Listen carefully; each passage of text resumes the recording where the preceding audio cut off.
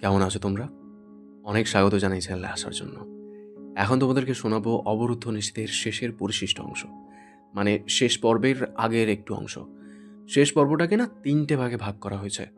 তো আমি ভেবেছিলাম যে ৩ টেকে একসাথে করেই শেষ পর্ব দিয়ে দেবো। কিন্তু তারপরে দেখলাম যে অনেকটা বড় হবে, ইভেন এডিট করতে, জুড়তে, ভিডিও করতে সমস্যা হতো। তার জন্যে পরিশিষ্টটাকে একটা পর্বে রাখলাম, আর শেষ পর্বটা খুব তাড়াতাড়ি দিয়ে দেবো। তো চলো আর বেশি কথা না বলে শুরু করা যাক। জয়ামির কবরে শায়িত হবার সাথে সাথে তাকে সর্বাধিক ভালোবাসা ও ঘৃণাকারী দুজন হাসপাতালের বেডে শায়িত হলো। মেহজাবিনকে রেমি ও কবির টেনে টুনে জোরপূর্বক ভর্তি করালো। রেমির কত অভিমান জমেছে তা জানে আরমিন। সেই অভিমান নাকের ডগায় রেখে রেমি অভিযোগ করে, একটাবার আমায় অন্তত বলতে পারতেন আপনার পেটে সন্তান। এটুকু বিশ্বাস করা যায় না? না, আমি খুব খারাপ মহিলা। হ্যাঁ, আপনার এইটুকু ব্যাপার জানার যোগ্যতা আর অধিকার নেই আমার। মাহেজাবিন রেমির হাত দুটো হাতের মুঠোয় জড়িয়ে ধরল। রিমি, রিমি, শুনুন আমার কথা। আপনি প্রতিভক্তা সরলা নারী। যদি ফাঁস হয়ে যেত এ কথা, জানেন, এই ভয়ে কত রাত রবের কাছে কেঁদেছি আমার পেটটা যেন উঁচু অব্দি না হয়, আমার যেন বমি না হয়, আমি যেন দুর্বল না হই যতদিন পাপীরা বন্দিত্বে না যাচ্ছে। রিমি কেঁদে ফেলল। দিন কয়েক অবজারভেশনের পর ডাক্তারেরা হামজার শারীরিক ও মানসিক অবস্থার একটি লম্বা ফিরিস্তি দিলেন।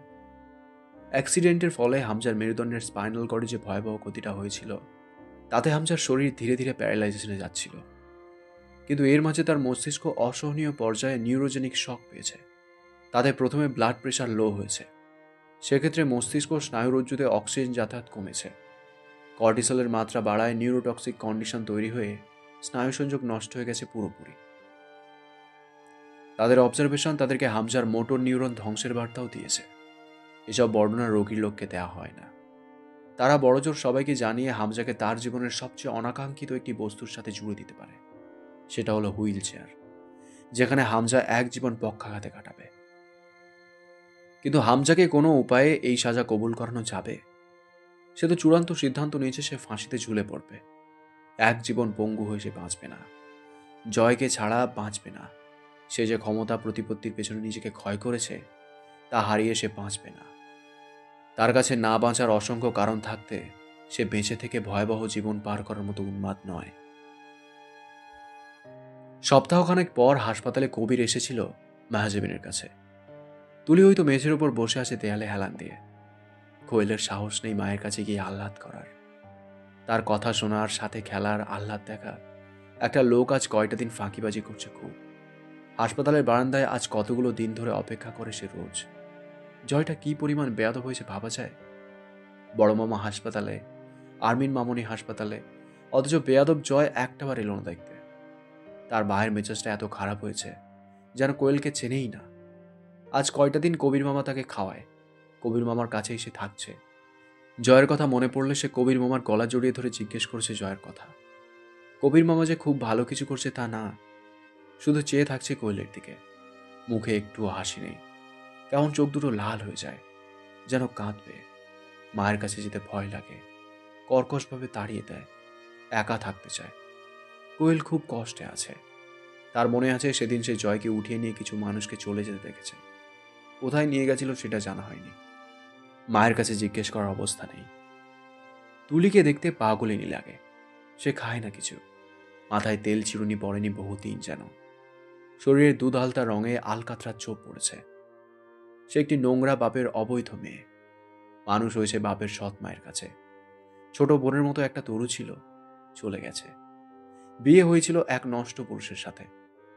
তাকে তার ভাইয়ের মতো দেখতে হামজা খুন করেছে। তার বাপের বোনের ছেলে, আত্মীয় বলতে একটা জয় ছিল। তাকে তুলি সপ্তাহখানেক আগে 4 পায়া পালকিতে চড়ে পালাতে দেখেছে। সবাই কি তুলির দায়ভার উঠানোর ভয়ে এভাবে পালিয়ে যাচ্ছে? তার এখন এই মহাবিশ্বে কেউ নেই আর। সে একজনের আছে, তার মেয়ের মা সে। কিন্তু তার সাধ্যি নেই সেই মেয়ের ক্ষুধা নিবারণে এক ছোটাক দুধ কিনে পান করানোর। কোয়েলকে ডেকে নিয়ে মেহজাবিন কোলে বসায়। প্রগাঢ় স্নেহে দুটো সিক্ত চুমু খায়, মাথায় হাত বুলায়। এক এতিম শিশুকন্যা, ঠিক তারই মতো। যার দুনিয়ায় আপন বলতে এক অসহায় মা ছাড়া কেউ নেই। কবিরটার থুতনি বুকের সাথে ঠেকিয়ে খুব কাঁদল অন্তুর কাছে।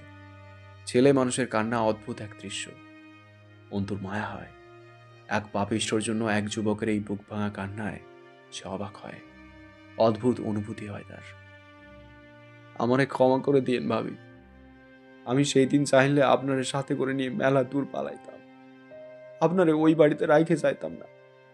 আরো কত পাপ করছি। আমারে ক্ষমা কইরে। আমার কত ভুল হয়েছে। কত অকাম না বুঝেই করছি। কষ্ট দিছি আপনারে। আপনি যা উল্লেখ করছেন সেগুলো আমার কাছে কোনো অপরাধ নয়।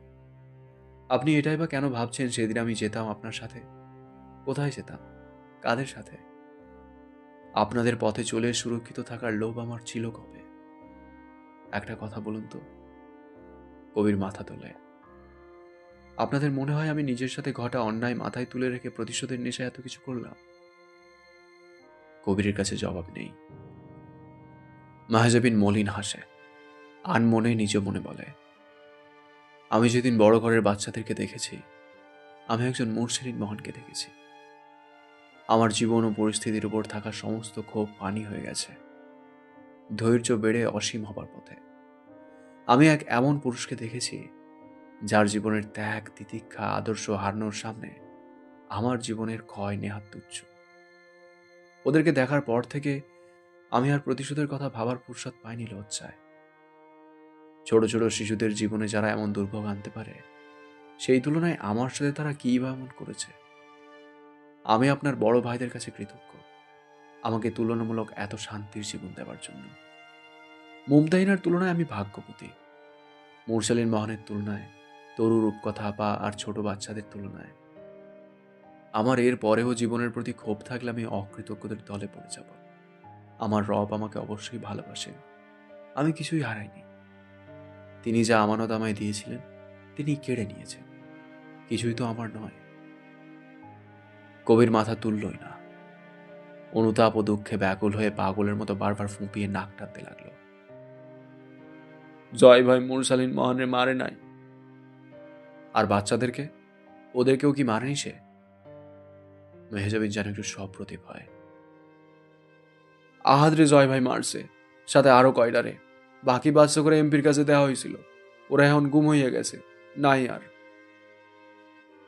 মেহজাবিন চোখ বুঝে। মৃত মানুষটার ব্যাপারে আর ঘৃণিত সত্য শোনার শক্তি তার নেই। সে সত্যিই অনেক চেষ্টা করেছে জয়ামিরকে ক্ষমা করার। সে ব্যর্থ। বারবার যখন নিজের সাথে ঘটা সকল অন্যায়ের জন্য সাফ মনে জয়ামিরকে ক্ষমা করে দিতে সফল হয়েছে, তখন তার এই পাপগুলো এসে তার চেয়েও বেশি ঘৃণা জড়ো করেছে বুকের ভেতরে। সে হাত উঁচিয়ে ধরে থামায় কবিরকে। কবির মুখটা নুইয়ে অপরাধী হয়ে বসে রইল।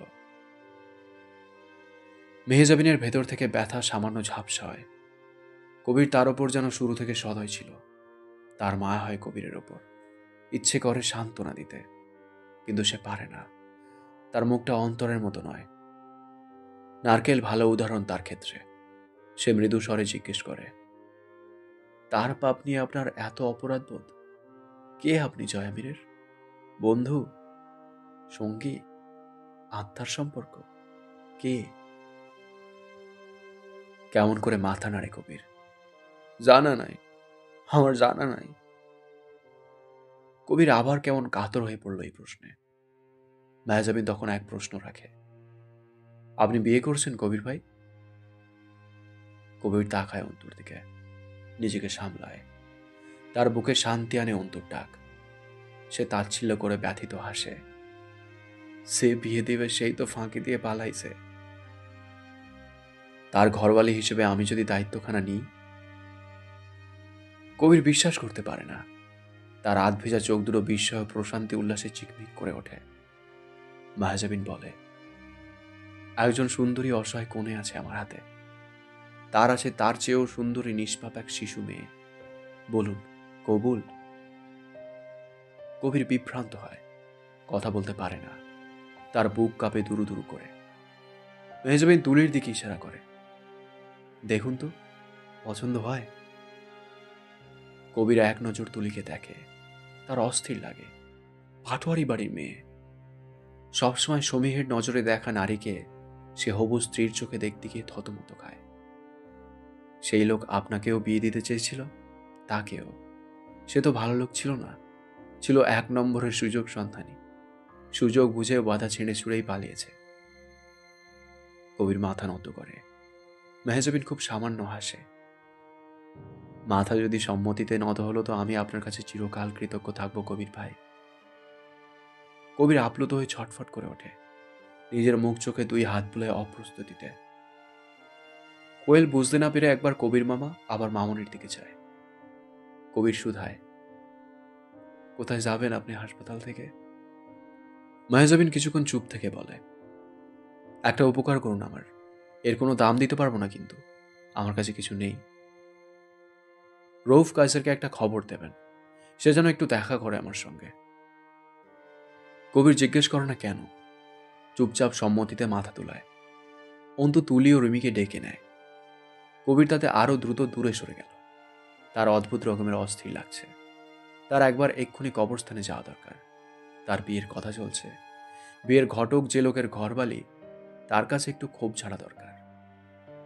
অন্তুর পেছনে এমপির গোটা পার্টি পড়ে আছে। এখন সে পুরস্কার ঘোষিত নিখোঁজ ছাগলের মতো। যে যেখানে পাবে পুরস্কারের লোভের শিকার ধরে দিয়ে সম্মানই আদায় করবে। বাপ্পির লোক হাসপাতালে আসেনি, তার কারণ হামজাকে পাহারা দিতে পুলিশ মোতায়েন রয়েছে হাসপাতালে। সাথে কবির নিজেদের গোটা দলবল আশপাশে ভিড়িয়ে রেখেছে। হামলা হলে হাসপাতালে একটি সংঘর্ষ নিশ্চিত হবে।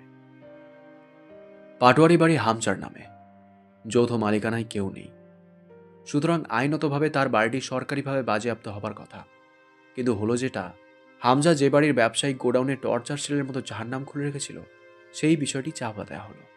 হামজা দলীয় কর্মী, তার বাড়িতে এমন কিছু রয়েছে, ঘটেছে, এটা সরাসরি জানতে দিলে জনগণের ভেতরে ক্ষোভ পয়দা হবে, বিষয়টা খুব খারাপ হবে। হাজার হোক হামজা সরকারি দলের কর্মী, তার কর্মের ক্রেডিট দলের নামে যায়। সুতরাং ওটা ইস্পাত লোহার গোডাউন হিসেবে রয়ে গেল।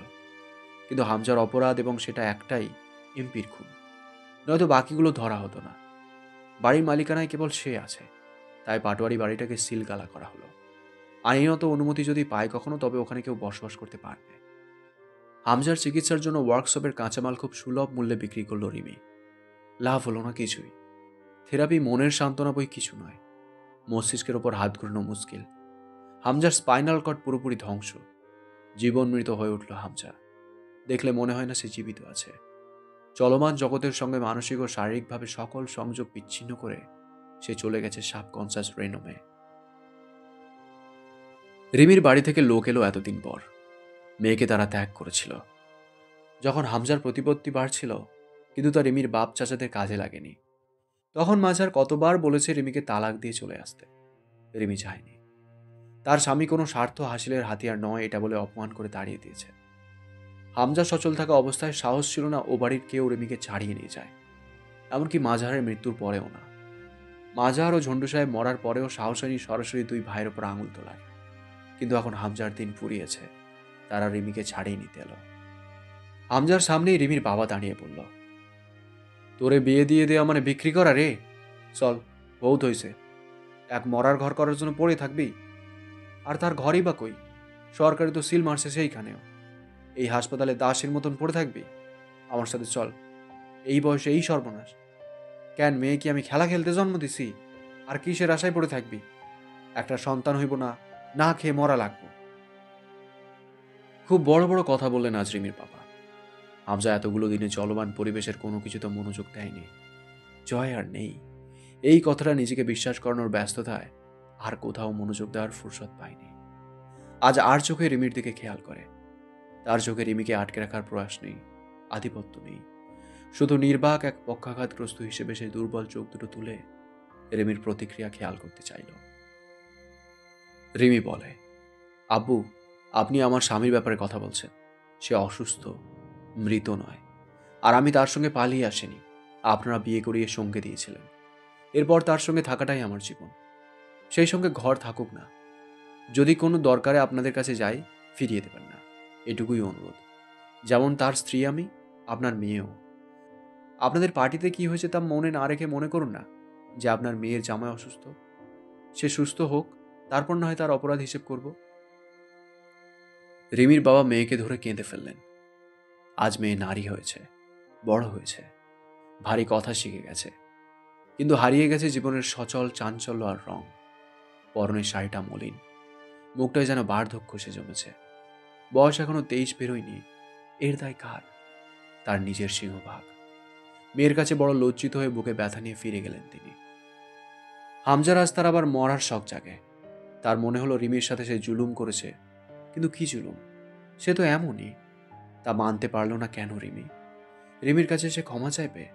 কি বলে ক্ষমা চাইবে? সে তো অপরাধ করেনি। তার পথটাই ছিল ওটা। সে যা করেছে সেটাই তার কাজ ও নীতি, রাজনীতি। দোষ রিমির। সে কেন আর্মিনের মতাদর্শে লালিত হতে গেছে? রউফ কায়সারের কাছে মেহজাবিন নিরাপত্তা চাইল। দিনাজপুর থাকার নিরাপত্তা। 3rd ইয়ারের ফার্স্ট সেমিস্টারে পরীক্ষা সে দিতে পারেনি। মনোয়ারা রহমানের কাছে গর্ভাবস্থাকালীন সংকটে অনুপস্থিত আবেদনের রিপোর্ট জমা দেবার পর মনোয়ারা রহমান কনসিডার করলেন। গোটা ভার্সিটি ও অঞ্চল থমকে গেছিল জয়ামিরের মৃত্যুর সংবাদে। কেউ কেউ লাশ দেখতে না পাবার আফসোসে গুম রইল। এ নিয়ে ভার্সিটি প্রাঙ্গণে মৃদু ক্ষোভ বইল। লাশ কেন ঘোড়াহাটেই দাফন করে শুধু খবর আনা হয়েছে? জয়মিরের কি আছে ঘোড়াহাটে? সব তো বাসেরহাট আর বিশ্ববিদ্যালয় তার। বিশ্ববিদ্যালয়ের অধিকার ছিল জয়ামিরের ওপর। পরীক্ষা দেবার অনুমতি পেল মেহজাবিন। পড়ালেখার খরচ ও এতগুলো পেট চালাতে মেহজাবিনের উপার্জন দরকার। সব ব্যবস্থা না করে মা ও ভাবিকে দিনাজপুর আনা যায় না। নিজের জন্য তখন দামি ওষুধের ফর্দ লিখে দিয়েছে ডাক্তার। সেই প্রেসক্রিপশন কোথাও হারিয়ে ফেলল সে। ওষুধ কেনার পয়সা নেই, প্রেসক্রিপশনের কি কাজ? দিনাজপুর থাকা তখন বাঘের খাঁচায় মুরগির মতো। রউফ কায়সার কতটুকু নিরাপত্তা দিতে পারে তাকে? স্বল্প পরিচয়। এছাড়া একজন সরকারি কর্মকর্তার কাছে ব্যক্তিগত নিরাপত্তা আশা করাটা বেমানান। আমজাদ সাহেবের বাড়ির পেছনে 1 কাঠা জমি পড়ে আছে এখনো, ছোট কস্তুরীর খাল হিসেবে। ওটুকু বিক্রির সিদ্ধান্ত নিয়ে অন্তু কুষ্টিয়া যাবার প্রস্তুতি নেয়। অনুমতি সাপেক্ষে পাটোয়ারি বাড়িতে শেষবারের মতো ঢুকেছিল সে সেদিন। শুকনো রক্তে জড়ানো ড্রয়িং স্পেস পেরিয়ে অন্তু সোজা সিঁড়ি বেয়ে ছাদে উঠে যায়। আকাশ একটু মেঘলা, বাতাস বইছে খুব। তাতে ধারণা করা যায় বৃষ্টি নাও আসতে পারে। মালিক নেই আজ কতগুলো দিন, তবু গুনলে কবুতর বেশি সংখ্যায় পাওয়া যাবে, এমনটা হতো। জয়ের কেনা কবুতর ওড়াউড়ি শেষের সাথে নতুন কবুতর নিয়ে আসত। কারণ কবুতররা জেনে গেছিল জয়ের ছাদে ভিআইপি খাবার মেলে। কত জাতের কবুতর, সবচেয়ে বেশি সাদা পায়রা। প্রত্যেক জাতের জন্য আলাদা আলাদা খোপ। আজ কয়দিনে ভীষণ নোংরা করে ফেলেছে ছাদ ও খোপগুলো। সাদা পায়রাগুলো দেখে অন্তুর চোখে বিভ্রম তৈরি হয়। কবুতর ঝাপসা হয়। সে দেখে বড় ঘরের কবুতরগুলোকে। সাদা ধবধবে পাঞ্জাবি, পাজামা, টুপি পরা নিষ্পাপ কবুতরের ঝাঁক। ঠিক এদের মতোই বহুদিন না খাওয়া পিপাসায় কাতর। অন্তু ধূপ করে বসে পড়ে ছাদের উপর। অসুস্থ লাগে তার খুব। জয়ামির কি করেছে তার সাথে? সে কলঙ্কিত এক নারী। সে এমন এক পাপিষ্ঠর ঘরের স্ত্রী, যার পাপ নিকৃষ্টতাকে হার মানিয়েছে। এই কবুতরগুলোকে ঠিক রোজ দানা খাইয়েছে জয়ামির। পানি পান করানোর জন্য কতগুলো শৌখিন পাত্র ছাদ জুড়ে রাখা। কত রকম দামি শস্যের আয়োজন ছিল সাদা পায়রাগুলোর জন্য। অথচ নিষ্পাপ ছোট ছোট মানব সন্তানদের জন্য সামান্য প্রাণ ভিক্ষা দেবার প্রয়াস ছিল না যার মধ্যে। তার বিধবা স্ত্রী হিসেবে মেহজাবিন আজ সাদা পায়রাগুলোর সম্মুখে অনেকক্ষণ বসে রইল। নিজেকে ধিক্কার দিল। তার হঠাৎই মনে হলো বাংলাদেশের আইন জয়ামিরদেরকে শাস্তি দিতে প্রস্তুত নয়। আচ্ছা, সেই কি এই কাজটা করতে পারত না? সে কেন পারেনি ঘুমের মাঝে জয়ামিরের গলাটা কেটে দ্বিখণ্ডিত করে ফেলতে? হামজা পাটোয়ারি তার পাশের ঘরে কত রাত বেঘরে ঘুমিয়েছে। কিসের আদর্শ মাঝখানে সে দাঁড়িয়েছিল, যে আদর্শে নিষ্পাপ শিশুগুলোর প্রাণ বাঁচাতে দুটো রাক্ষস বধ করতে সে পারেনি হাজার সুযোগ পেয়েও? যে দুটো নাগালে ছিল তাদেরকে বধ তো সে করতেই পারত। এমন দুজন খুনিকে হত্যা করে এক জীবন কারাগারে কাটানোর চেয়ে সুখের আর কি হতো? এই ধিক্কৃত ধ্বংসপ্রাপ্ত জীবন অসহনীয়। সে কোন আইনের আইনজীবী হতে চায়? আইন কোথায়? যেখানে আইন নেই সেখানে আইনজীবীর কিসের?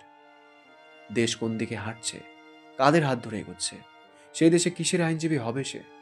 সে কি করে এক ভুল দেশে জন্মে এক ভুল স্বপ্ন লালন করেনি নিজের মাঝে? ছেড়ে দেয় পোষা পায়রা জয়ের। উড়িয়ে দেবার উপায় নেই।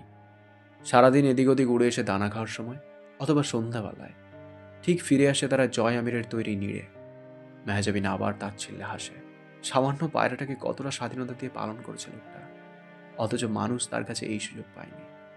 সে নিজেও বোধহয় পারেনি মানুষগুলোর জন্য কিছু করতে। আজ পায়রাগুলোকে অন্তত মুক্ত করা যাক। এ বাড়িতে ওদেরকে দানা পানি দেবার মতো আর কোনো প্রাণ থাকবে না। সে তাদেরকে তাড়িয়ে দিতে চাইল। তারা মেহজাবিনকে খুব চেনে। তারা বরং খুশি হয়েছে। বাড়ির লোক এসেছে, কিছু খাবার মিলবে। তারা উঠবে কেন? এটাই তো আভাস তাদের। তারা বাক বাকম হয়ে জয়ামিরকে ডাকলো কিনা কে জানে। তাদেরকে তাড়ানো গেল না। মেহজাবিন রুমে এসে গম পেল। সেগুলোর সাথে বাসি পানি তুলে নিয়ে গিয়ে শেষবার সে কবুতরগুলোকে খেতে দিল। ঝেপে এলো সবগুলো তার পায়ের কাছে। দুটো সাদা পায়রা তুলে আদর করে মেহজাবিন। বাকিরা গা ঘেঁষে। তাদেরকেও হাতে তুলে আদর দেয়। আহ্লাদের সমস্বরে ডাকে। সন্ধ্যা হয়ে আসছিল, তাকে যেতে হবে। একবার পিছন ফিরে কবুতরগুলোকে দেখে নেমে এলো সিঁড়ি বেয়ে। এরপর বহুদিন কোনো মালিককে এবং খাবার না পেয়ে ওগুলো গন্তব্যহীন উড়াল দেবে পাটোয়ারি বাড়ি ছেড়ে। তখন এই বাড়ি পুরোপুরি প্রাণমুক্ত হবে। অন্তু নিজের রুমে এলো। নিজের রুম নয়, জয় আমিরের রুম। সে ভাগ পেয়েছিল। সেখানে ঢুকতেই 3 দেয়াল জুড়ে বড় বড় ফ্রেমে টাঙানো ছবি নজরে পড়ে। অন্তু রুমটা দেখে। বিছানাটা পড়ে আছে, জয়মেরের বালিশটাও, চাদরটা জড়ানো। রুম জুড়ে ভ্যাপসা একটা গন্ধ। জয়মেরের শরীরের ঘাম, রক্ত, পারফিউমে মেশা বাসি গন্ধের সাথে আরও কিছু গন্ধ মিশিয়ে বদ্ধ ঘরটায় অদ্ভুত এক গন্ধ জড়ো হয়েছে। আলমারি ভর্তি প্যান্ট, শার্ট, লুঙ্গি, পারফিউম, ঘড়ি, রুমের আসবাব, বাথরুমের সরঞ্জাম, সেখানকার হ্যাঙ্গারে ঝুলছে তার গামছা, দুটো নোংরা তোয়ালে, বাথরুমের শুকনো মেঝেতে পড়ে আছে দুটো ভেজা লুঙ্গি। অন্তুর অস্থির লাগে। সে বসে মেঝের ওপর। মাগরিবের আজান হলো তখনই। সে আস্তে আস্তে উঠে গিয়ে অজু করে। বহুদিনের শুকনো বাথরুম ভিজে ওঠে তাতে। মেহজাবিন জয়মেরের ঘরটাতে শেষবার মাগরিবের নামাজ আদায় করে। নামাজ শেষে একাকিত্বের সুযোগে হু হু করে কাঁদে সে। তার সন্তান নেই, বাবা কবরে শায়িত। আজ কতগুলো দিন আসামিও। জীবন খুব ভারী লাগে তার। সকাল থেকে কিছু খাওয়া নেই, খিদেও নেই। কান্না করার ফলে শরীর ও মন আরো অবসন্ন হয়ে এলো। বেশ কয়েকবার বিভ্রম তৈরি হলো। ভারী পা মেলে জয়মির ঢুকলো অসময়ে হুট করে ঘরটায়। বেশিরভাগ সে রুমে আসতো তখন অন্তু নামাজে থাকতো। আজও এলো। মেহজাবিন মনোজাত ছাড়তেই জয়ামির এসে যায় নামাজের পাশে বসে। মেহজাবিন তাকায় না। তার অস্বস্তি হয়। এত জ্বালাতন করছেন কেন? তুই এসেছিস আরমিন, আমি তো এখানেই আছি। এখানেই? এই ঘরে? জয়ামির বেহায়ের মতো মুচকি হেসে যায় নামাজের উপর শুয়ে। অন্তুর কেমন অদ্ভুত লাগে। গা ছমছম করে যেন। সব কেমন জীবন্ত লাগে। সে তাড়া দেয়। না পাক আপনি, উঠুন জায়নামাজ থেকে। পাক তো তুমিও। তোমার ভেতরে জায়গা পেলাম যে। পেলেন? স্মৃতিতে পেলাম না। স্মৃতি তো মানুষের ভেতর ঘরবালি। মেহজাবিন দীর্ঘশ্বাস ফেলে বলে, ঘৃণিত স্মৃতি। আরে উকিল ম্যাডাম, চলবে। আমি তো ঘেন্নাতেই থাকতে চেয়েছি। ভালোবাসা আমার পোষায় না। আপনার চোখের ঘেন্নায় আজীবন আমার বসবাস হোক। পরের জন্মে আবার সেই ঘেন্নার সাথেই ভার্সিটির মাঠে আমার আপনার দেখা হোক। একবার ধ্বংস করে তৃপ্ত হননি? আবারও সেই অভিশপ্ত সাক্ষাতের সাথী কেন? এর জবাবে অন্তু প্রতিধ্বনির মতো একটি আওয়াজ পায়। আমরা কেবল পুনরায় সাক্ষাতের জন্যই বিদায় নিই। কথাটা বলে কি জয়ামির চোখ মারল? এর পরের মুহূর্তে মেহজাবিনের গা শিউরে ওঠে। বিভ্রম ছোটে। আওয়াজটা কানে বাজে। জয় আমিরের কণ্ঠস্বর, বজ্রধ্বনির মতো তীক্ষ্ণ, গভীর পৌরধ্বনি, যেন পাথরের ওপর গড়িয়ে চলা কোনো গম্ভীর নদীর হিংসুটে স্রোতের গর্জন। আমরা শুধু আবার দেখা হবার জন্যই বিদায় নিই। কথাটি সে শুনেছে। বিখ্যাত কেউ বলেছিলেন। ইংরেজি পংক্তি, we only part to meet again. যত দ্রুত সম্ভব এখান থেকে বেরোতে হবে। রোজ স্বপ্নে অন্তু প্যানিক অ্যাটাকের শিকার আজকাল।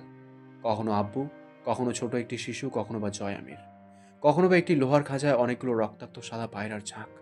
তাকেই ডাকে, ডানা ঝাপটায়। সে তাদেরকে মুক্ত করতে হাত বাড়াতেই স্বপ্ন ভেঙে সে ক্ষুধার্ত দুনিয়ায় জেগে ওঠে, যেখানে সে একজন ধ্বংসপ্রাপ্ত নারকীয় জীবনের প্রতিনিধি। সে ওঠে। এই কক্ষের কোনায় কোনায় পাপী লোকটার ঘ্রাণ আর খেয়ালে জন্য তেতো স্মৃতিরা থমকে আছে। মেহজাবিনকে দেখছে। এত এত স্মৃতিদের নজরের সামনে মেহজাবিন অসুস্থ বোধ করল। কেমন মানুষের ঘর সে করেছে। তার নারী জীবনের, সংসার জীবনের সাক্ষী এই কক্ষটা। 8 মাসের সংসার। এই কক্ষে একটা জয়মেরের গল্প আছে, এক একটা আরমিনের গল্প আছে। দুটো মিলিয়ে দুই বিরোধী প্রতীকের গল্প আছে। নিজের বইপত্র গুছিয়ে নিয়ে সে আলমারি খোলে আবার। তার ভয় লাগতে লাগলো। আবার না জানি লোকটা এসে পাশে দাঁড়ায়। সে অস্থির বোধ করে। ছবিগুলোতে জয়মের হাস্যোজ্জ্বল দুর্বোধ্য চোখ তাকেই দেখছে। আলমারিতে সেই পায়ে পেশা সিগারেটখানা পায় সে। সিগারেটটা ছুঁই না অন্তু, ওটা অশুভ। আলমারি আটকানোর সময় একখানা কাগজ পায়। কাগজ দেখেই মাহজাবিন বোঝে জয়মের হাতে রাখা ওটা। তার জন্যই রাখা। কাগজটা মুচড়ে গেছে, এলোমেলো অযত্নে পড়ে আছে তাকের উপর। কাগজটা খুলে তার হৃদস্পন্দনের দ্রুতি বাড়ে। মুরসালিন মোহনের চিঠি। সে সকল গল্পকে দরজার পেছনে বন্দি করে বেরিয়ে আসে রুম থেকে। একটা বিছানা, 3টে দেয়াল, একটি ড্রেসিং টেবিল, কাঠের আলমারি, কয়েকটি ফুলদানি, শার্ট ঝুলানোর হ্যাঙ্গার আর কাগজটা গল্পগুলো গিলে চুপ করে শেষবার দেখে মেহজাবিনকে। মেহজাবিন জানে না মরিয়ম বেগম কোথায় থাকেন। সে গেল সেই বাড়িতে যেখানে আনসারি মোল্লা রৌফ কাইসারের সঙ্গে সাক্ষাৎ করেছিল তারা। যাবার পথে আত্মরক্ষার জন্য সঙ্গে একটি ছুরি নেয়। রংচটা পুরনো জীর্ণশীর্ণ বাড়িটি বাসেরহাট থেকে কম বেশি 20 মিনিটের পথ। সুইহারি আশ্রম ও দিনাজপুর সরকারি কলেজের মাঝামাঝিতে। হেঁটে গেলে ঘন্টা দেড়েকের পথ। মেহজাবিন পৌঁছালো বিকেলের দিকে। আশা রাখলো কাউকে অন্তত পাবে, তার কাছে মরিয়ম বেগমের ঠিকানা জেনে যাবে। তার বুক ধুকপুক করে। দেখা হলে সে কি করে একজন মায়ের কাছে বলবে আপনার মুরসালিন মহান মুক্তি পেয়েছে এই পরাধীন দেশ থেকে, তার বিপ্লবী আত্মা স্বাধীন আসমানে উড়াল মেরেছে। আশ্চর্যজনকভাবে একজন নারী বেরিয়ে এলেন সেদিন দরজা খুলে। মলিন কাপড়ের হিজাব, মুখটা আবৃত তার প্রান্তে। অনু নিকাবের মুখ খুলে সালাম জানায়। আসসালামু আলাইকুম চাচি আম্মা। ওয়ালাইকুম আসসালাম। উল্লাসিত হয়ে অন্তুকে জড়িয়ে ধরে কপালে নাকে মুখে চুমু খান নারীটি। শরীরে কি সুন্দর মামা ঘ্রাণ। অন্তুর অস্থির লাগে। আপনি কি চেনেন আমাকে চাচি আম্মা? আগে ভেতরে আয়। আয় আয়। অন্তুকে নিয়ে গিয়ে মলিন এক বিছানায় বসায়। তোর অপেক্ষায় আল্লাহর কাছে রোজ মোনাজাত করি, এতদিন পর আসলি। আমার চিনিস না? না, আমি কিন্তু তোরে খুব চিনি। কে আমি? কি অদ্ভুত এক হাসি হাসেন নারীটি। জয়ের বউ। মেহজাবিন আজ লজ্জিত বোধ করে এই পরিচয়ে। তা সামলে শুধায়, আপনি কে? মুরসালিনের খোঁজ আনিস নাই? অন্তুর হৃৎপিণ্ড দ্রিম দ্রিম করে বাড়ি পাড়তে লাগলো। এটা কি মুরসালিন মহন্তের বাড়ি? নারীটি কে? চেহারাখানা কি মুমতাহিনের মতো নয়? অন্তু ঢোক গেলে। মরিয়ম বেগম পানি আনলেন। কিছু খেজুর ও 2 পিস কেক এনে হাতে ধরেন মেহজাবিনের।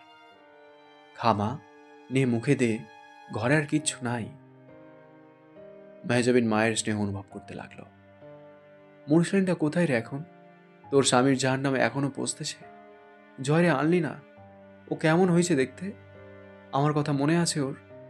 মনে থাকলে আমার গর্বের ধনগুলারে এমনি কোরবানি করতো না। মনে নাই ওর? ছোটবেলার কথা তো, সেই কবেকার কথা। ওরে আর মুরসালিন মুস্তাকিনরে এক দস্তারখানে বয়সাইয়া 2টা ডিম 3 জনের ভাগ করে দিছি।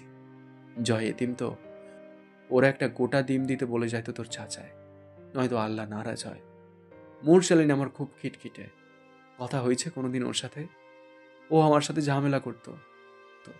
আম্মা, ওই জয়রে আপনি বেশি ভালোবাসেন আমার আর ভাইয়ের চাইতেও। মরিয়ম বেগম হিজাবের এক প্রান্তে চোখ মুছে হাসেন। জয় আসলে ওর আমি খালি জিগাইতাম, ওর কি মনে পড়ে না কিছুই? আমার কথা মনে পড়লে আমার ছেলে 2টারে কম ব্যথা দিত। ওরে আনিস তো মায়ের পরের দিন। আমি তো চিনি না বাড়ি, কত বড় হয়েছে, বিশাল ব্যাটে ছেলে হয়েছে না রে? তখন ছিল না। ওর খালি জ্বর আসতো। জ্বর আসলে পালায় মাদ্রাসা থেকে আমার কাছে আসতো লুকাইতে।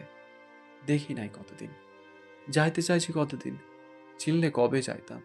হামজা আমারে চিনে না। জয় কি ভুলছে?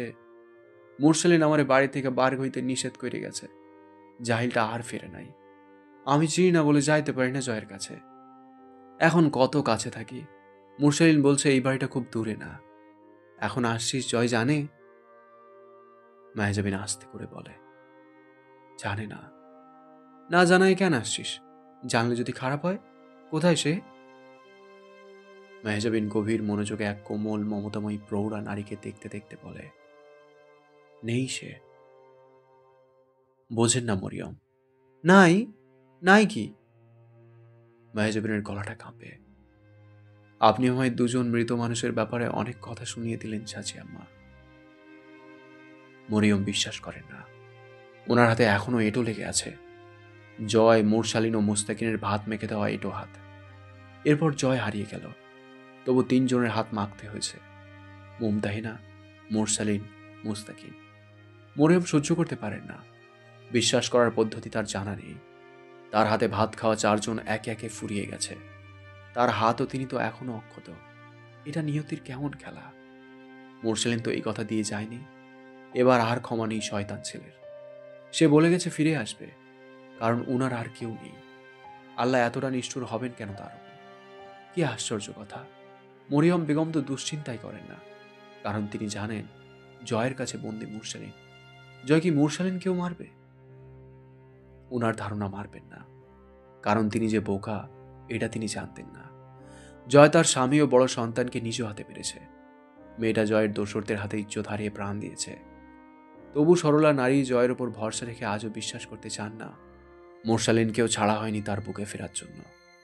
মায়াজাবিন চিঠিটা দেয়। মরিয়ম অল্প শিক্ষিতা, মুরসালিনের চিঠি পড়তে পারবেন। মুরসালিনকে বাংলা লেখা তিনিই তো শিখিয়েছেন।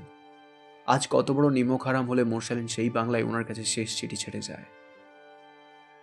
এমন ছেলের না জন্ম দেওয়া উচিত। তিনি বোকা নারী, তাই 3টে সন্তানকে পরপর 9 মাস করে গর্ভে ধরে পথে ছেড়ে দিয়েছেন দুনিয়ার ক্ষুধা মেটাতে। তিনি অবিশ্বাসের সাথে চিঠিটা খোলেন। এক অবাধ্য ছেলের এলোমেলো হাতের লেখা। আমার প্রাণ প্রিয় আম্মা,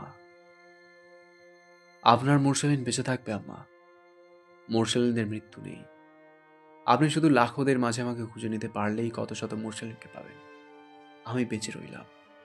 আজ আর কিছু লিখব না, আজ শুধু ভাবব, মৃত্যু কি শেষ না শুরু? এই শহরে মৃত্যু কি আসক্তি নাকি অনীহা? মরিয়ম কাঁদলেন না। চিঠিটাতে একটু পরপর চুমু খেলেন। অল্প হেসে চিঠিখানা বুকের সাথে বাহুডোরে চেপে ধরে আকাশের দিকে মুখ তুলে চেয়ে থাকলেন। যেমনটা শিশু জন্মালে নতুন মায়েরা শিশুকে কোলে তুলে করে, অমন। মেহজাবিনের সহ্য হয় না। তার চোখ দিয়ে ঝুপঝুপ করে পানি ঝরে পড়ে। মুখটা শক্ত, অথচ থুতনিটা তার থরথর করে কাঁপে। বুকের ওঠানামা অস্বাভাবিক বাড়ে। একটি মুরসালিন মহানের চিত্র চোখের সামনে ভেসে ওঠে। ব্যথায় হেসে ওঠা দৃঢ় প্রত্যয়ী এক সিংহপুরুষ। কানে বাজে মুরসালিনের খালি গলায় গেয়ে ওঠা বজ্রের মতো ধ্বনি। সেদিন আর রবে না হাহাকার, অন্যায় জুলুম অবিচার, থাকবে না অনাচার, দুর্নীতি কদাচার, সকলেই শান্তিতে থাকবে। সেদিন আর নয় বেশি দূরে, কিছু পথ গেলেই মিলবে, কোনো একদিন এদেশের আকাশে। আছরের নামাজ মেহজাবিন মরিয়মের সাথে আদায় করলেন।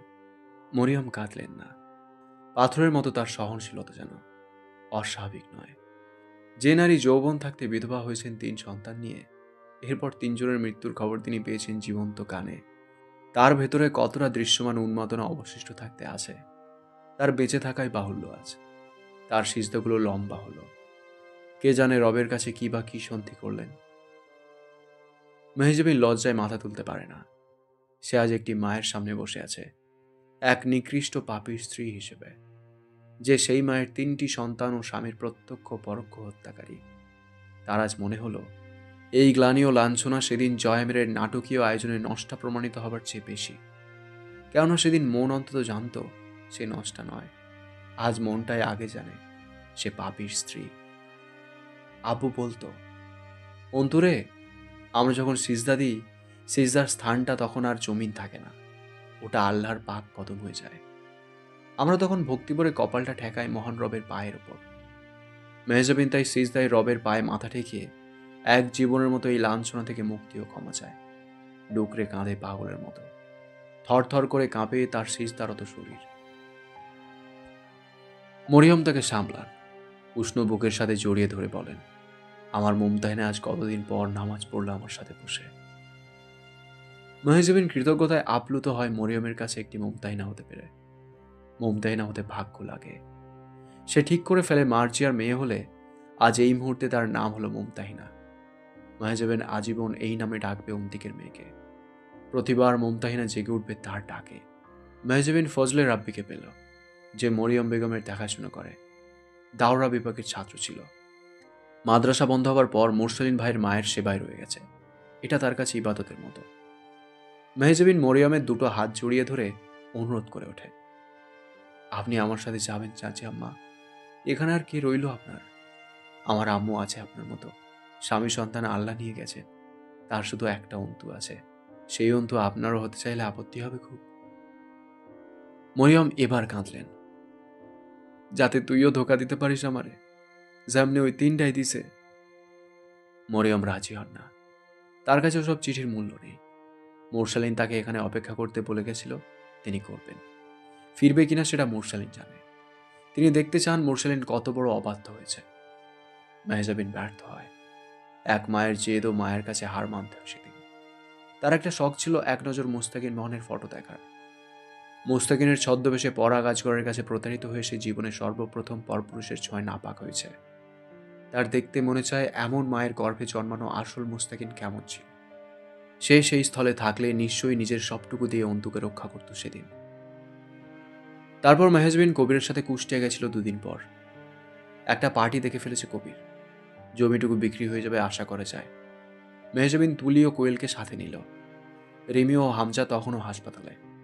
পুলিশ পাহারায় হামজার চিকিৎসা চলছে তখন। নির্দিষ্ট মাত্রার সুস্থতা না এলে তাকে আদালতে হাজির করা যাবে না। মৃত্যুদণ্ডের সাজা দেবার ক্ষেত্রেও সীমাবদ্ধতা দাঁড়িয়ে যাবে। মেহজাবিন কবির, তুলি ও কোয়েলকে নিয়ে কুষ্টিয়া পৌঁছানোর পর মেহজাবিন অন্তিকের মেয়েকে পায়। এবারের ঈদুল ফিতরের চাঁদরাত্রির শেষ ভাগে মার্জিয়ার নারী ছেড়ে এতিম কন্যা দুনিয়ায় এসেছে। যখন জয়ামির দুনিয়ার মায়ার সুতো ছিঁড়ে দুনিয়া থেকে পালিয়েছে। মার্জিয়া মেহজাবিনকে জড়িয়ে ধরে কেঁদে ভাসায়, যেন তার কত যুগের প্রতীক্ষা পুরো করে মেহজাবিন তার চোখ কাঠে পদার্পণ করেছে। মেহজাবিন তখন আবারও উপলব্ধি করে তার ধ্বংসপ্রাপ্ত জীবনটা কতগুলো জীবনের ভরসাস্থল। এখন তার নিজের জন্য নয়, বাঁচতে হবে অনেকগুলো বাঁচতে চাওয়া প্রাণের জন্য। সে বুঝতে পারে না কবে হয়ে উঠেছে সে এমন ভরসার কেন্দ্র। সে চাইছিল মরে যেতে, চাইছিল কারাবরণ করতে, অথচ কতগুলো মুখ তার দিকে মুখ তুলে চেয়ে। মার্জিয়ার চোখের ভরসা মেহজাবিনকে বাঁচতে শেখাল। রাবেয়ার হাসি মুখের ডুকরে কেঁদে ওঠা তাকে শক্ত হয়ে দাঁড়াতে বলল। সদ্য জন্মানো এক অভাগী শিশু প্রথমবার কোলে চড়ে তার আঙুলটা মুঠো পাকানো হাতে চেপে ধরে রইল। মেহজাবিনকে বলল বেঁচে থাকতে, বলল তার প্রতিশ্রুতি আদায় করতে, ফুফু কম বাপ হয়ে পালন করতে। জমিটুকু 4 লাখের বেশিতে বিক্রি করা গেল না। একে তো পেছনের জায়গা, তার উপর কস্তুরীর খাল। আমজা সাহেবের পরিত্যক্ত বাড়িটা হয়ে উঠল একটি অসহায় নারী শিশুদের আশ্রম, যেটার দেখভালের দায় মেহজাবিন আর মেনন্তুর। তুলি, কোয়েল, রাবেয়া, মার্জিয়ার মেয়ে, কবির মেহজাবিনের সহকারী, তার ছেলেরা সেখানকার পাহারাদার। হামজার আদালতের তারিখ পেছালো, কয়েক মাস অবধি পিছিয়ে গেল। পুলিশ হেফাজতে যার যথাসম্ভব চিকিৎসার চেষ্টা চলতে লাগলো, যা ব্যর্থ। হামজাকে ট্রমা থেকে বের করা অসম্ভব, যা তার স্নায়ুকে প্রতিক্ষণে পুরোপুরি মৃত করে তুলছিল। তার মস্তিষ্ক অবজার্ভ করার পর নিউরোলজিস্ট ও সাইকিয়াট্রিস্টদের সম্মিলিত বোর্ড বসতে লাগলো। উপর মহল থেকে টুকটাক গোপন প্রচেষ্টাও চলতে লাগলো তাকে বিদেশ পাঠানোর ব্যবস্থায়। হাজার হোক সে একজন সম্ভাবনাময় নেতাকর্মী ছিল, তার সুস্থতা সবার কাম্য। সেই সময়টাতে বাংলাদেশের রাজনৈতিক অস্থিরতা কিছুটা কমে এসেছে। 2015 খ্রিস্টাব্দের অক্টোবরের 12 তারিখ বিকেলের দিকে মেহজাবিনের দরজায় দোলন সাহেব এলেন, সঙ্গে একখানা মাঝারি ফাইল। দোলন সাহেব সোফায় বসে চারপাশটা দেখতে দেখতে মেহজাবিনের হাতে ধরিয়ে দিলেন ফাইলটা। ভেতরে দুটো কাগজ, দুটোই হাতে লেখা। প্রথমটা খুলে সমাজবিজ্ঞানের ছাত্রী ও আইনজীবী হবার স্বপ্ন দেখা মেহজাবিনের মনে হলো এটা কোনো হাতে লেখা উইলপত্র, হলোগ্রাফিক উইল। নিচে জয়ামিরের হস্তস্বাক্ষর, তারিখ 23 এপ্রিল 2015 খ্রিস্টাব্দ। দেখেই বোঝা যায় বহুদিন পর এই বাংলা লেখাটুকুর জন্য কলম ধরা হয়েছিল। তবু গোটা গোটা হাতের লেখা, অল্প যত্ন, কিছুটা দায় সারপনা। জয় আমিরের হাতে লেখা উইলপত্রটি পড়তে শুরু করে মেহজাবিন। আমি জয় আমির, জাভেদ আমিরের একমাত্র পুত্র, জন্ম ঘোড়াহাট, দক্ষিণ দিনাজপুর। স্থায়ীভাবে বসবাসযোগ্য কোনো বাসগৃহ আমার নাই। ধর্ম অধর্ম, আজ সম্পূর্ণ সুস্থ মস্তিষ্কে সদিচ্ছায় এই হাতে লেখা উইলটি লিখতে বসেছি। এই উইলে আমি বলে যাচ্ছি, আমার মরার পর আমার স্থাবর অস্থাবর সম্পত্তি, উত্তরাধিকার সূত্রে প্রাপ্ত বাড়ি, নগদ অর্থ ও সমস্ত নিজস্বতা নিম্নলিখিতভাবে মালিকানাধীন ও পরিচালিত হবে।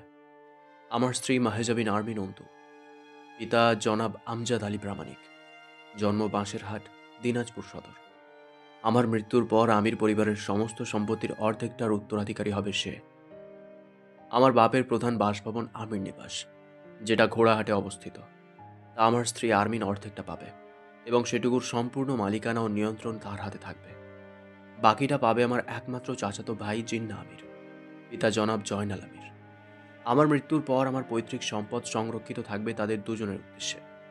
তা সমান 2 ভাগে তাদের দুজনের মাঝে বণ্টিত হবে এবং আমার ব্যক্তিগত অর্থের মালিকানা পাবে শুধু আমার স্ত্রী। আমি নিশ্চিত করতে চাই, আমার মৃত্যুর পর আর্থিকভাবে কোনরূপ সমস্যার সম্মুখীন তাকে হতে হবে না। আমির বাড়ির বউ আর্থিক সংকটে ভুগলে বিষয়টা ভালো দেখাবে না। আমার ব্যাংক অ্যাকাউন্ট নাম্বার এই সোনালী ব্যাংক, বাংলাদেশ, এবং আমার অন্যান্য সকল অর্থের হকদার আমার স্ত্রী আরমিন হবে। আপাতত সে একজন শিক্ষার্থী। এই উইল ও চেক বই তার কাছে হস্তান্তরের পর থেকে প্রতি মাসে সে আমার ব্যাংক অ্যাকাউন্ট থেকে নির্দিষ্ট পরিমাণ অর্থ তার শিক্ষা ও যাবতীয় খরচ বাবদ পাবে। এছাড়া সে চাইলেই যে কোনো সময় সেই অর্থ থেকে ইচ্ছে মতো অর্থ উত্তোলন ও খরচ করতে পারবে। আমি আমার পরিচিত এক সম্ভাব্য শুভাকাঙ্ক্ষী ও আইনজীবী দোলন স্যারকে উইলের এক্সিকিউটর হিসেবে নিযুক্ত করছি। তিনি আমার স্ত্রীর কাছে উইলপত্র সমস্ত দলিল দস্তাবেজ পৌঁছে দেবেন। নিশ্চিত করবেন আমার ইচ্ছা অনুযায়ী আমার স্ত্রী ও ভাইয়ের কাছে আনুষঙ্গিক কাগজ ও মালিকানা পৌঁছেছে। 23/4/2015, জয় আমির। নিচে দুজন সাক্ষীর স্বাক্ষর, দোলন সাহেব ও দ্বিতীয়টি কবির। মাহেজাবিন চুপচাপ অনেকক্ষণ উইলপত্রটির দিকে তাকিয়ে রইল। যে সময় উইলপত্রটি লিখেছে জয়ামির, তখন তাদের সম্পর্ক ছিল চূড়ান্ত বিরোধের। এছাড়া নিজের মৃত্যুর এত নিশ্চয়তা রেখে কেউ দিব্যি পাপের জীবনটা সাবলীলভাবে বয়ে যেতে পারে?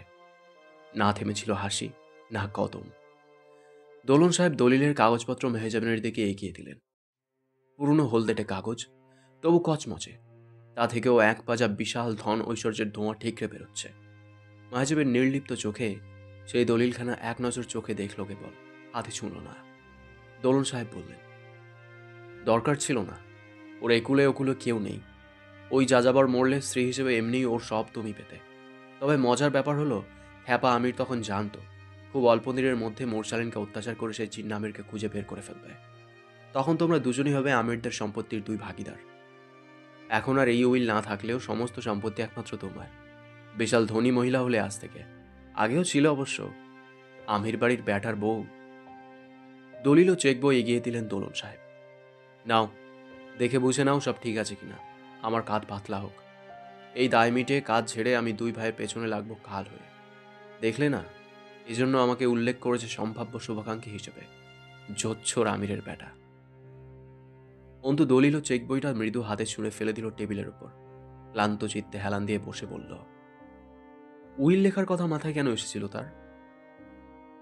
অকাম করে বেড়াতো আর এটা জানতো না যে দিন ঘনিয়ে আসছে?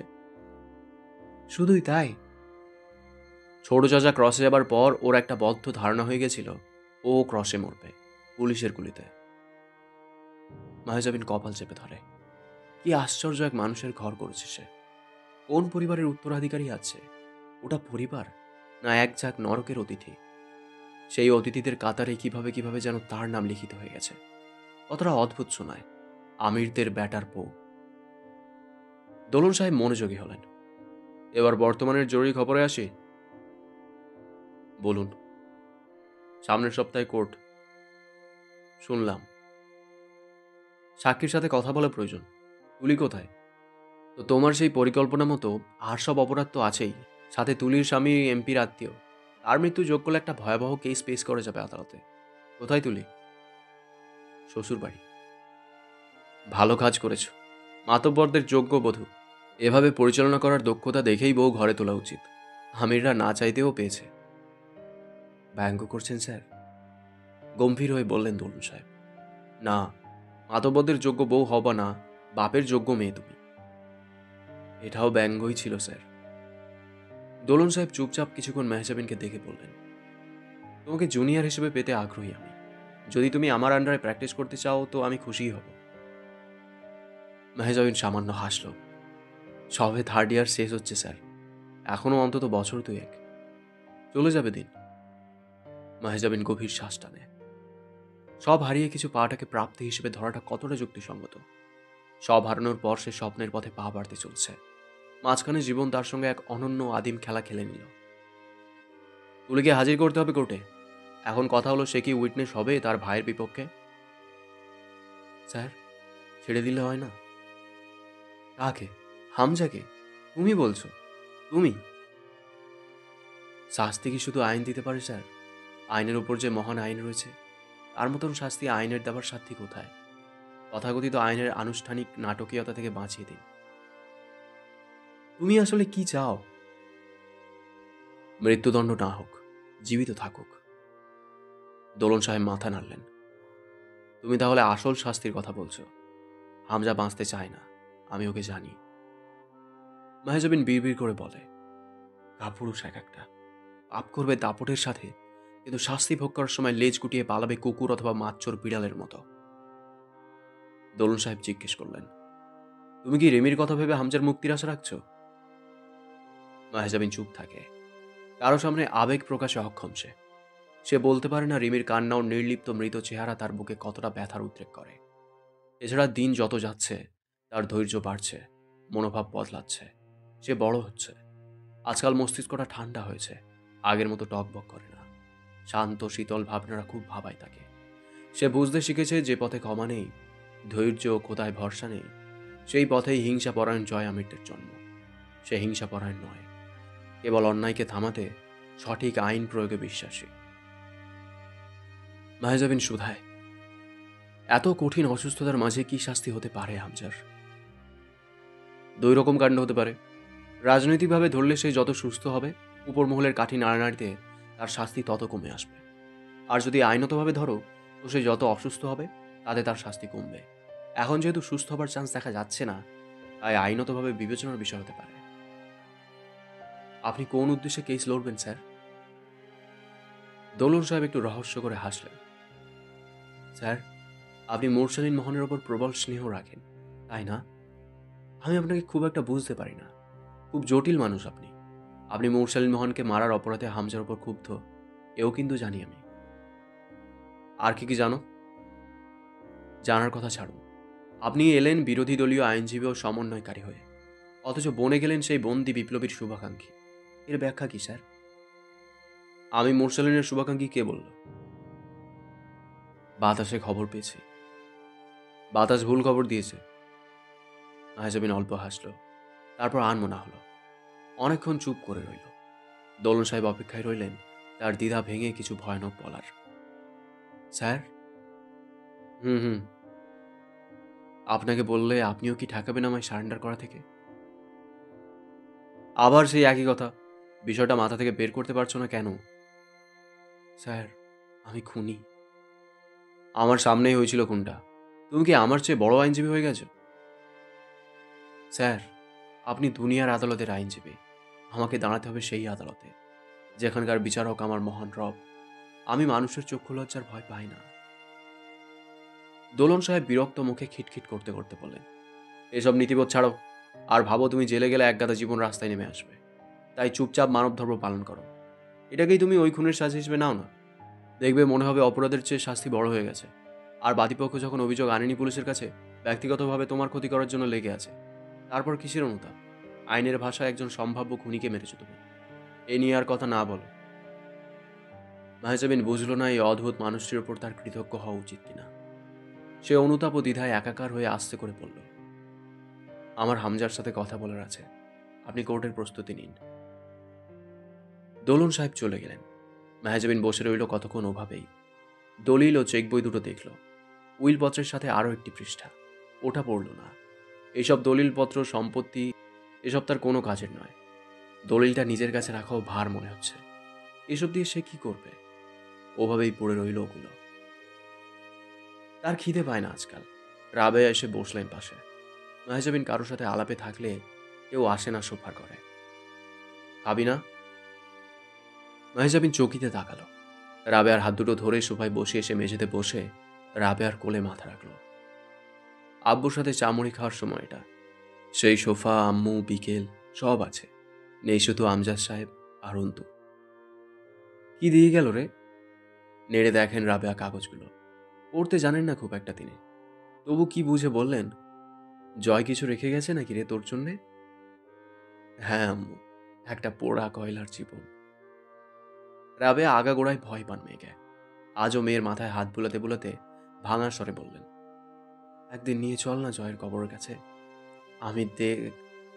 মাহেজাবিন তাকালে তিনি থেমে গেলেন।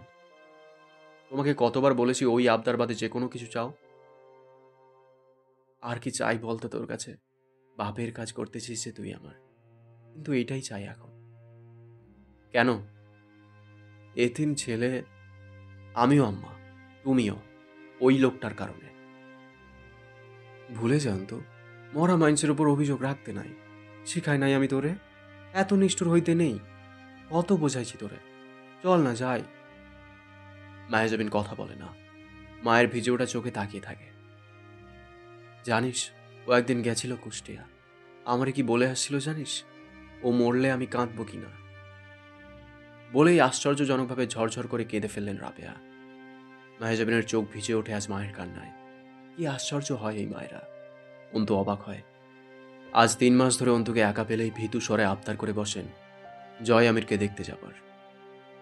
ও ব্যাটা আমার দরদ বোঝে নাই। ওর তো ব্যাটা ছিল না, কিন্তু আমি তো মা রে অন্তু। ওর মতন এক জোয়ান ছেলেরে 9 মাস পেটে ধরা মা আমি। জানিস, ও যেই দিন প্রথম আমার বাড়িতে আসে আমি ওরে বলছিলাম আমারে মা ডাকতে। সেদিন ও আমার ব্যাটার জান নেয় নাই। সেই দিন তো কথা দিয়ে দিছি রে আমি, মাই হলাম না হয় আমার ব্যাটার খুনির। একবার নিয়ে যা আমারে ওর কবরে। অন্তিকের কবরে গেছি আমি দোয়া করতে। ওর কবরটা দেখলাম না যে। আমার মেয়ের ইজ্জত ছেলের জান নেওয়া লোকের কবরটারে দেখায় আনবি আমায়। আমার মেয়ের ইজ্জত ছেলের জান নেওয়া লোকের কবরটা দেখায় আনবি আমায়। মাহেজাবিন রাবেয়ার হাঁটু জড়িয়ে ধরে মাথা ঠেকায় কোলের ওপর। টুপ টুপ করে কয়েক ফোঁটা পানি রাবেয়ার মলিন শাড়িতে পড়ে। সুতির শাড়ি তা আলগোছে শুষে নেয়। তখন রাবেয়া মৃদু কান্নায় কাঁপছে। মাহেজাবিনের চোখের সামনে নিজের সন্তানের রক্তাক্ত পিণ্ড ভেসে ওঠে। সে আচমকা বাঁধ ভাঙা নদীর মতো হু হু করে কেঁদে ওঠে। সে নিজেও মা, এক অকাল মৃত রক্তপিণ্ডের গর্ভধারিণী মা। আর এক এমন মায়ের কোলে মাথা রেখে কাঁদে যে মা তার নিজের সন্তানের খুনির জন্য চোখের পানি ফেলতে নিঃসংকোচ। আচ্ছা, সে কি পারবে তার সন্তানের খুনিকে ক্ষমা করতে? হামজার মুখটা মনে আসতেই আতঙ্ক ও ঘেন্নায় দম আটকে এলো তার। মায়াজাবিন অপ্রকৃতস্থের মতো মাথা নাড়ায়। কিন্তু আমি পারবো না, আমি পারবো না। না, না, না, না, না। আমার সন্তানের খুনিকে আমি ক্ষমা করবো না আম্মু, কোনোদিন না। ওর বাপও ক্ষমা করে যায়নি। তুমি জানো আম্মু, ওই খুনি পায়ে পা তুলে বসে অর্ডার দিল আমার সন্তান আমার নাড়ি থেকে ছিঁড়ে আনার। তুমি জানো আম্মু, তুমি জানো আম্মু, কিভাবে আমার গর্ভফুল থেকে ছিঁড়ে আনা হলো ওকে। তারপর মেঝের ওপর ফেলে রাখলো। আমি দেখলাম ওকে, আমার থেকে বিচ্ছিন্ন রক্তে মাখা একটা ছোট্ট মাংসের তলা। আজও আমার তলপেটে অসহ্য ব্যথা হয়। আমার নাড়ি তার ছিঁড়ে আসে। শুধু কোলে আমার বাচ্চা নেই, আমাকে মা বলে ডাকার কেউ নেই। আমার নারী জনম ব্যর্থ গেল। আমি ক্ষমা করব না, করতেই পারবো না ক্ষমা। তুমি পারো, মরিয়ম চাচি পারে, আমি পারি না। রাবেয়া অস্থির হয়ে দুহাতে মেয়েকে সামলান। অন্তু উন্মাদের মতো বুকে হাত খসতে লাগলো। এই 4 মাসে অসংখ্য বার অন্তুর এই গোপন পাগলামির সাক্ষী রাবেয়া। দুনিয়া দেখে না এসব। এই পাগলামি শুধু তার সামনে দৃশ্যমান। কেউ কেউ বলে মায়ের ভাগ্য মেয়ে পায়। কথাটা সত্য হওয়ার সম্ভাবনা প্রবল। কবিরদের বাড়ির মেঝে পাকা, ইটের গাঁথুনির দেওয়াল, তার ওপরে টিনের ছাদ। কবির আগে পেশা হিসেবে রাজনীতির পাশাপাশি হামজার ওয়ার্কশপের দেখাশোনার কাজ করেছে। ওয়ার্কশপ বন্ধ হয়েছে। সে এখন বড় বাজারে এক মুদি দোকানের কর্মচারী। মাসিক বেতন খুব বেশি নয়, ঠাঁই দিয়ে যা হয়। তুলিকে বিয়ে করা নিয়ে মায়ের সাথে মতবিরোধ জন্মেছিল খুব। বিবাহিতা মেয়ে সহ এক মহিলাকে বিয়ে করতে যাচ্ছে অবিবাহিত ছেলে, এটা কোনো মা মেনে নেন না। কবির মাকে বোঝালো, ওটা কোনো বিবাহিতা অন্যের মেয়ে কোলে মহিলা না, ওটা জয় আমিরের ফেলে যাওয়া জিম্মেদারি। তা কাঁধে তুলে নিতে না পারলে কবির দম আটকেই মরে যাবে। কোয়েলের দিকে তাকালে তার ভেতরের যে স্নেহ জেগে ওঠে তা মা বুঝবে না। মেহজাবিন তুলিকে ডেকে বসিয়ে বলেছিল, আপু, আমি ছোট মানুষ। আপনার ভারী জীবনটা নিয়ে সিদ্ধান্ত নেবার মতো শক্ত মেরুদণ্ড আমার নেই। তবু একটা সিদ্ধান্ত নিয়ে ফেলেছি। আপনি শুধু একবার না বললে না। এভাবে বলছো কেন? তুমি তো আমার বাপ আরমিন। যে দায়িত্ব তুমি পালন করলে এতগুলো দিন, আমার বাপও করেনি কোনোদিন। আমি আপনার বিয়ের প্রস্তাব এনেছি। তুলি নির্বাক চোখে কিছুক্ষণ তাকিয়ে থেকে শুধায়, আমার বিয়ে? কবির ভাইয়ের সাথে? তুলি ওভাবেই তাকিয়ে থাকে। সে ভালো খারাপ সেই প্রশ্নে না যায়। কোয়েলকে ভীষণ ভালোবাসে লোকটা। জয় আমিরের প্রতি কৃতজ্ঞতার শেষ নেই। তার যে কোনো আত্মীয় জিম্মেদারির ওপর জান কোরবান তার। আমার মনে হয় আপনি অন্তত সম্মান আর বেঁচে থাকার খোরাকটুকু পাবেন। এর বেশি আমার সাধ্যি নেই আপু। আমার পায়ের নিচে শক্ত মাটি থাকলে আমায় ক্ষমা করতে পারলে করবেন। তুলি মেহজাবিনের হাতটা ধরে থামায় ওকে, কিন্তু হ্যাঁ বা না কিছু বলেনি মুখে। অন্তু নীরবতাকে সম্মতি ধরে নিয়েছিল। কবির তাকে ঘরে এনে এখনো এমন আচরণ করে যেন সে জয় আর হামজার বাড়ির সম্মান। তার ছোট্ট ঘরে অতিথি হয়ে এসেছে। কোথায় রাখবে, কোথায় বসাবে, কি খাওয়াবে, কিভাবে ভালো রাখবে, ব্যস্ততা অশেষ। বিয়ের 4 দিন পর দুপুরে খুব ঘেমে বাড়ি ফিরল। তুলি গামছাটা এগিয়ে দিয়ে বলল, দ্রুত গোসল সেরে আসুন, খেতে দিই। আমারও খুব খিদে পেয়েছে। কবির ব্যতিব্যস্ত হলো। আপনি খান নাই এখনো? কেন? শরীর খারাপ? কি হয়েছে? বেলা তো মেলা হইল, খান নাই কেন? আরে, আগে আপনি আপনি করে কথা বলা বন্ধ করুন। এত জোরে জোরে আপনি আপনি করছেন, লোক শুনলে কি মনে করবে? আর আমি কি বয়সে বড় আপনার?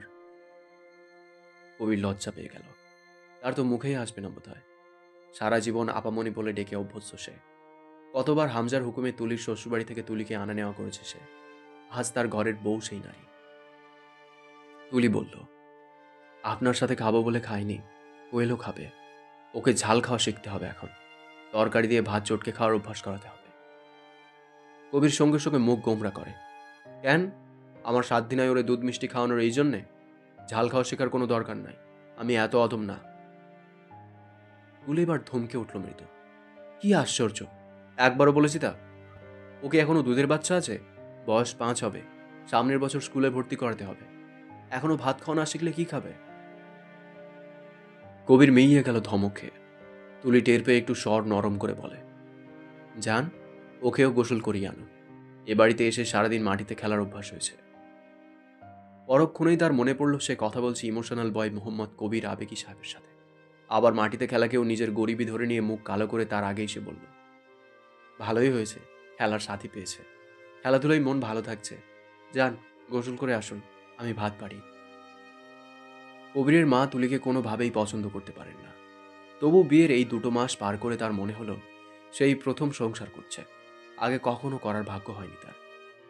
মাটির চুলায় রান্না, একটা বখাটে অল্প কামানো নিজের ভাইয়ের চেলা তার খুব যত্নশীল স্বামী, অসুস্থ শ্বশুর, একটু খিটখিটে শাশুড়ি, টিনের ঘরে দিনের বেলায় গমগমে গরম।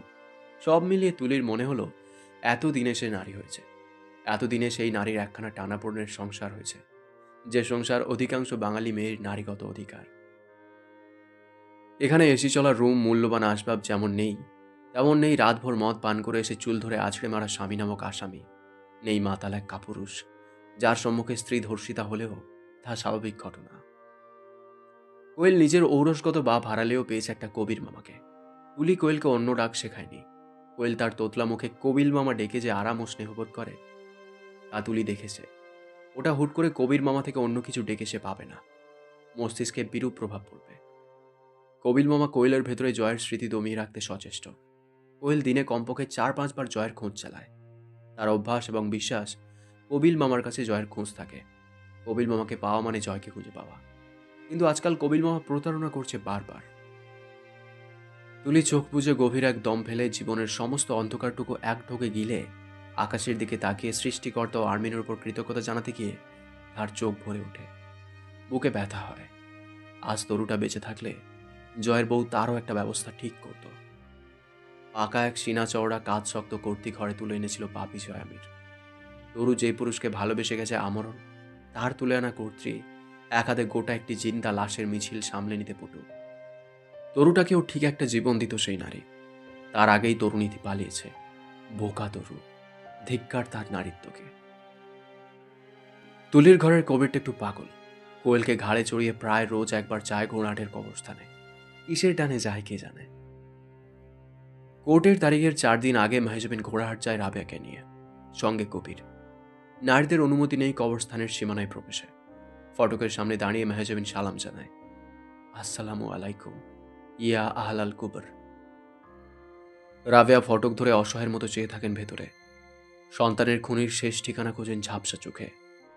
কবির ভেতরে ঢুকে জয়ামিরের কবরের পাশটায় দাঁড়ায়, স্তব্ধ হয়ে চেয়ে থাকে। উঁচু ঢিবির মতো মাটি, লম্বায় 6.5 হাত মতো কবরখানা, তার নিচে জয়ামিরের লম্বা দেহটা শায়িত। এতদিনে কি সেই শক্তপোক্ত ক্ষতবিক্ষত দেহ অক্ষত আছে, মিশে যায়নি মাটির সাথে? দাপুটে জীবন, ব্যথাহীন শরীর, পাপী পৌরুষ, সাথে বুকের সমস্ত হাহাকার, সব গিলে খেয়েছে মাটি আজ। মাটি এমনই, কত সভ্যতা, কত পাপ অথবা পুণ্য, কত বাহাদুরি, সব গোগ্রাসে গেলে যায়। আজ কবির দাঁড়িয়ে আছে এত কাছে। জয়ামির আজ হেসে উঠল না। মিশ্র আঞ্চলিক ভাষায় দুটো গালি সমেত কিছু রসিক কথাবার্তা বলল না। মেহজাবিন দূর থেকে দেখে ছোট্ট একটি লাঠির আগায় বোর্ড টাঙানো কবরের পাশে।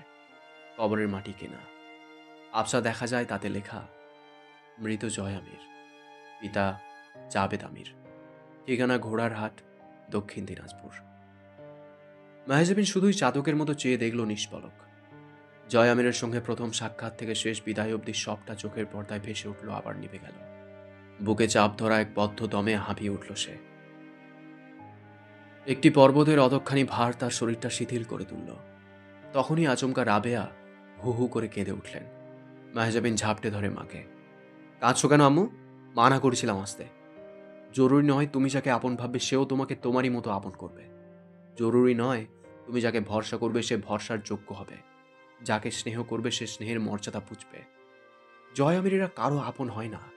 চলো এখান থেকে, নয়তো কাঁদবে না, খবরদার। কান্না করতে আনিনি তোমায় এখানে আমি। রাবেয়া ধুলোর ওপর বসে পড়লেন। কবির এলো। কি হয়েছে চাচির? কি সমস্যা? অসুস্থ লাগতেছে নাকি? কাঁদতেছে কেন? মেহজাবিন রাবেয়াকে ধরে তুলে বলল, এমনিই কাঁদছে। কাঁদার কোনো কারণ তার জীবনে নেই, তবু কাঁদছে। চলুন আমরা যাই, বেলা পড়ে গেল। অন্তু বেশ কিছু দূর এগিয়ে ঘাড় ফিরিয়ে দেখে একবার বিরতির কবরটা। এখন আর বোর্ডে লেখা জয়ামিরের পরিচিতি দেখা যাচ্ছে না। অনেকগুলো কবরের মাঝে জয়ামিরের কবরখানা মিশে গেছে। অনেকগুলো কবরের মাঝে জয়ামিরের কবরখানা মিশে গেছে। চোখে ধাঁধা তৈরি হলো। পথে মেহজাবিন রাবেয়াকে নিয়ে ঢুকেছিল মরিয়ম বেগমের কাছে সেদিন। আর খালি হাত ফেরেনি সে। রাবেয়া প্রচণ্ড পরিমাণে বন্ধুসুলভ সরলা নারী। বোন পাতানো হয়ে গেল তার। তিনি মরিয়ম বেগমকে বললেন, শোনো বোন, আমার কেউ নাই, স্বামী নাই, ছেলে নাই, কিন্তু আমার মা আছে। তোমারও কেউ নাই, চলো আমার সাথে। আমার মা তোমারও মা।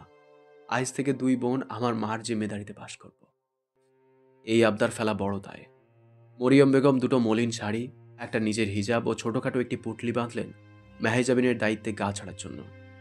শেষে তিনি আরেকটি ছোট হিজাব পুটলিতে রাখলেন। ওটা মুমতাহিনার, গোলাপি রঙা প্রিন্টের কাপড়ে তৈরি। ওতে এখনো মুমতাহিনার গন্ধ লেগে আছে। ওটা ফেলে যেতে পারেন না মরিয়ম। আমজাদ সাহেবের 4 কক্ষের ছোট্ট ইটের গাঁথনির বাড়িটা অনেকগুলো জীবন মৃতের আবাস হলো। রিমির জায়গা হলো মেহজাবিনের কক্ষে। আদালতে নেবার 2 দিন আগে সরকারি হাসপাতাল থেকে আমজাকে পুলিশ ফাঁড়িতে স্থানান্তরিত করা হয়েছিল।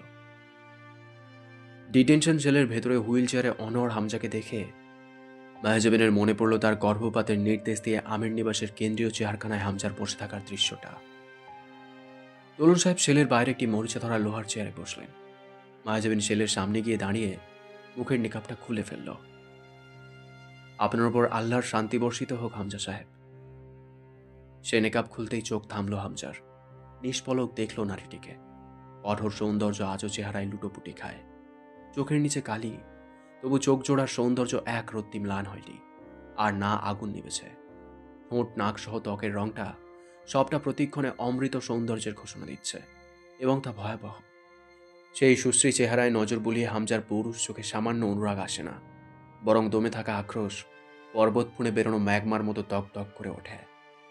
সে বহুদিন পর এক টুকরো বাহ্যিক প্রতিক্রিয়া প্রকাশ করে হাসে।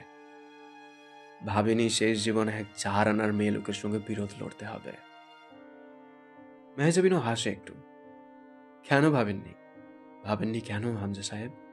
ধ্বংসের খেলা তো খেলেছেন এক মেয়ে লোকের জীবনের সাথেই। তাহলে এটা কেন ভাবেননি যে খেলায় বাজি পাল্টাতে পারে? আপনারা কেন এত নিশ্চয়তা রাখেন সব নারী রিমি হয়? রিমিকে আর রিমি রাখনি। বিশ্বাস করুন, সামান্য প্রচেষ্টাও ছিল না আমার তাকে পরিবর্তনে। হামজা চেয়ার বয়ে নিয়ে এগিয়ে এসে কম্পিত বাম হাত দ্বারা সেলের শিক চেপে ধরে। চুপ, কুচক্রি মেয়ে লোক।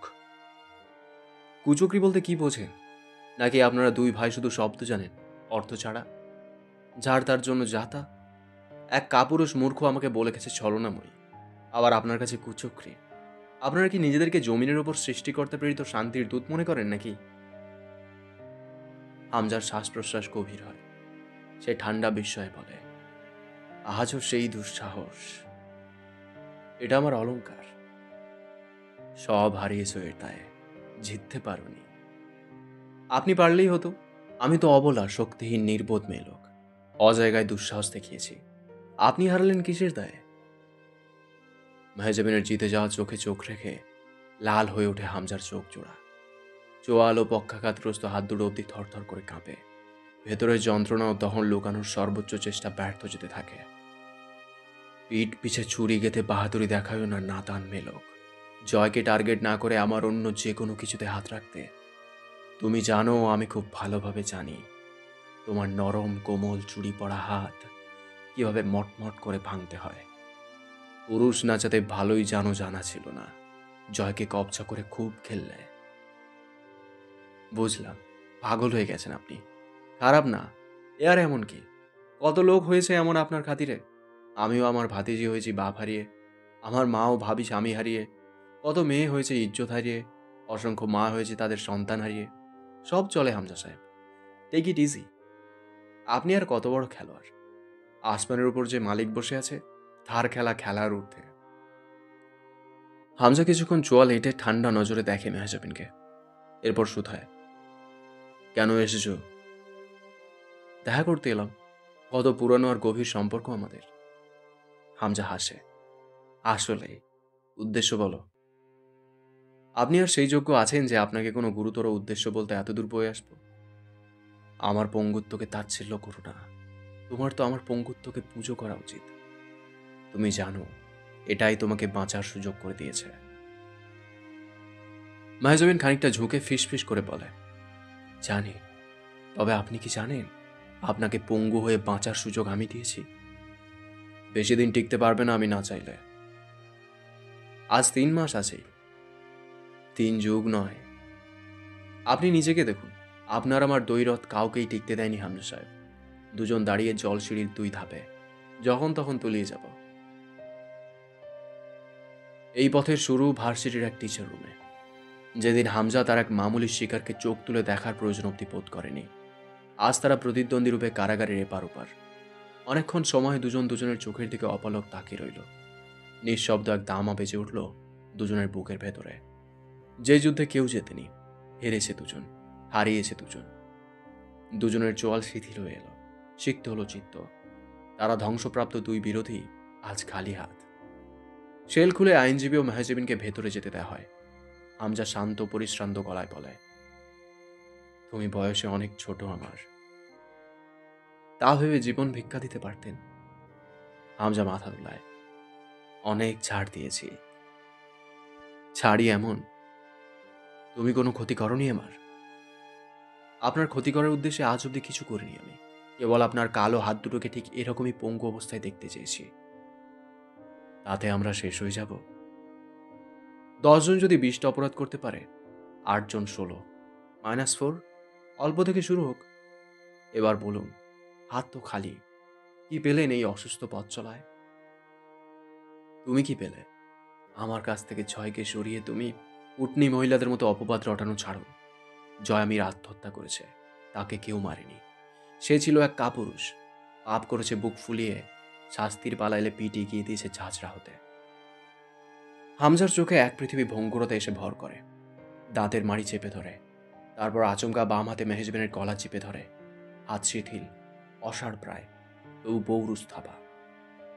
তুমি থামাওনি, সে তোমার জন্যই। মেহজাবিন সামান্য বিচলিত হয় না, গলা মুক্ত করার চেষ্টা না করে বলে, সেদিনের সতর্কবাণী মেনে নিলে আজ আপনি অন্য অবস্থায় থাকতে পারতেন। বলুন তো, জয়ামির আত্মহত্যা কেন করল? হামজার শরীর থরথর করে কাঁপতে লাগলো। আবার একলেমসিয়ার মতো এক প্রকার খিঁচুনির উদ্রেক হতে লাগলো। মেহজাবিনকে ছেড়ে দিয়ে থরথরিয়ে কাঁপা হাতের দুই তালুর দিকে তাকিয়ে থাকে হামজা। তুমি জানো, এই দুই হাতে আমি কতবার ওর কপালে জলপট্টি দিয়েছি। তখন আমার কাছে জ্বরের সিরাপ কেনার পয়সা থাকতো না। কত দুপুর পুকুরে ঝাঁপ পেড়ে সাঁতার শিখিয়েছি। তুমি তখন ছিলে না, কেউ ছিলে না, শুধু আমি ছিলাম। আজও পারতো একসাথে সাঁতার কেটে বর্ডার পার হয়ে পালাতে আমার সাথে। আমাকে রেখে চলে গেছে নিমক আরাম। মেহজাবিন ম্লান হাসে। কেন চলে গেছে তা ভাবছেন নাকি ভয়ে? কোথাও কারণটা আপনি না হন। হামজার চোখে কাতরতা দেখা যায়।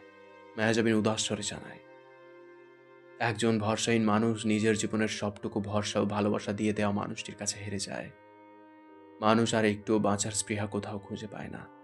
বোঝেন এসব কথা? কখনো ভেবেছেন আপনি জয়কে কত বড় জখম দিয়ে দুনিয়া ছাড়া করেছেন? যার চেয়ে বড় জখম আর দেওয়া সম্ভব নয় কোনো মানুষকে। ঠিক ততখানি আঘাত আপনি করেছেন জয় আমিরকে। সেই জয় আমিরকে যে আপনার নামে নিজের সবকিছু বক্সে দিয়েছিল, আপনার পালিত পশু হয়ে বেঁচেছিল, নিজের পরিচয় ও গর্ব বিসর্জন দিয়ে। এবার ভাবুন, যখন সে জানতে পারল তার জীবনে সে সব হারানোর পর নিজের বেঁচে থাকা রুহটা অবধি যাকে সঁপেছিল, সেই বড় সাহেবই তাকে তার জীবনের সবচেয়ে বড় আঘাতটা করেছে, তার কেমন লেগেছিল? আমি আপনাকে সময় দিলাম 2 মিনিট, ভাবুন। হামজার হৃদস্পন্দনের গতি অসুস্থ পর্যায়ে বেড়ে গেল। হতবিহ্বল হয়ে পড়ল সে। ইশারায় মেহজাবিনকে থামাতে চাইল। আপনি আমার সন্তান ছিঁড়ে নিয়েছেন শুধুই আমার ভেবে। ভুলে গিয়েছেন পরের জন্য কাটা খালে নিজে পড়া দুনিয়ার পুরনো নিয়ম। বাচ্চাটা আপনার জয়ের ছিল, জয়ের। সেই জয় যে আপনার খাতিরে পাপ আর পূর্ণকে এক পাত্রে গুলিয়ে জীবনের বিষ পানীয় তৈরি করেছিল। একটা তেতো সত্যি বলি, আমি যে মুহূর্তে আপনাকে দুশ্মন হিসেবে সচেতন করেছিলাম, ওই মুহূর্তে আমি মূলত আপনাকে জয়ামিরের মৃত্যুর খবরটা শুনিয়েছিলাম। শুধু খুলে বলিনি বাক্যটা। তুমি জানতে? কি জানতে? আপনি কেন জানতেন না এটাই বিস্ময়কর প্রশ্ন। যে মানুষ বেঁচে থাকতেই নারাজ, মরণে তার চরম আগ্রহ, যে লোকটা নিজের পরিচয়ের পেছনে উন্মাদের মতন ছুটেছে বছরের পর বছর, তার কাছ থেকে এক এক সমস্ত পরিচয় কেড়ে নেওয়া হলে তার বাঁচার প্রশ্ন আসে থেকে। আপনি দেখেননি জয়মের মৃত্যুকে আলিঙ্গনের তোড়জোড়। আমি দেখেছি আপনার কাছ থেকে ফেরার পর তার মৃত্যু তৃষ্ণা। সে মৃত্যুর আগেও শুধু একটাবার আমার কাছে স্বীকৃতি পেতে চেয়েছিল সে বেঁচে থাকলে অন্তত কেউ তার সঙ্গী হতো। অথচ আমি দেখছিলাম সে পালাবে। এই অল্প সময়ে সে শুধু বিশ্বস্ত কাউকে নিচে রেখে মরতে চায়। হামজা বিদ্রুপের হাসি হাসে। তুমি জয়ের বিশ্বস্ত কেউ হতে? মেহজাবিন আর জবাব দেয় না, চুপচাপ চেয়ে থাকে হামজার দিকে। তাকে কখনোই কোনো অসুস্থ মানুষকে ব্যঙ্গাত্মক চোখে দেখার শিক্ষা দেওয়া হয়নি। হামজাকে দেখে তার খারাপ লাগছে না ভেবে খারাপ লাগে তার। বিশ্বাসঘাতকতা তার ধর্ম নয়। জয়ামির মানুষ কিন্তু খুব। সেদিন আরমিন রাজি হওয়া মানে জয়ামিনের পাপ মেনে নেওয়া। আর পাপ মেনে নিলে আরমিন হতো তার সবচেয়ে বিশ্বস্ত জন, আমরণের সাথী। কারণ আরমিন ঠিক সাদা পায়রার মতোই পবিত্র আত্মা, এটাই জয়ের ধারণা ছিল। কিন্তু মিথ্যে আশা আরমিন দেয়নি সেদিন তাকে। কারণ জয়ের হাত হাসরে কবুল নয় তার। আর জয়ামির আর বাঁচতে চায়নি, কারণ তার সহ্য ক্ষমতা বিদীর্ণ হয়ে গেছিল এবার। হামজার শরীর ঘেমে টুপটুপ করে পানি পড়তে লাগলো, যেমনটা সদ্য গোসল করা মানুষের শরীর বয়ে যায়। দোলন সাহেব উঠে দাঁড়ালেন। শান্ত হও হামজা।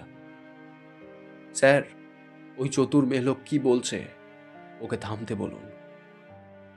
ও থেমেছে, তুমি নিজেকে থামাও। বদ্ধ শেলের কংক্রিটের 4 দেয়াল হামজাকে একটা বার্তা দেয়। এক বিরোধিনী তোমার জয়ের রক্ত গর্ভে ধারণ করে সে হলো জয়ের সর্বোচ্চ আস্থাভাজন। তুমি আপনজন সেই রক্ত ধ্বংস করে হলে একমাত্র দুর্জন। দোলন সাহেবের সঙ্গে কেসের ব্যাপারে কিছু কথা হবার পর হামজা শেষবার একবার রিমির সঙ্গে দেখা করতে চায়। তারপর মেহজাবিনকে ডাকে। আরমিন, তুমি আর মুরসালিন পথে অন্ধকারকে পেয়ে বাধ্য হয়ে তা গ্রহণ করেছ। আমি অন্ধকারে জন্মেছি, আমি অন্ধকারে গড়ে উঠেছি। অথচ তা কখনোই হামজা এবং জয়ামির হয়ে ওঠার শর্ত হতে পারে না। হামজা হাসল।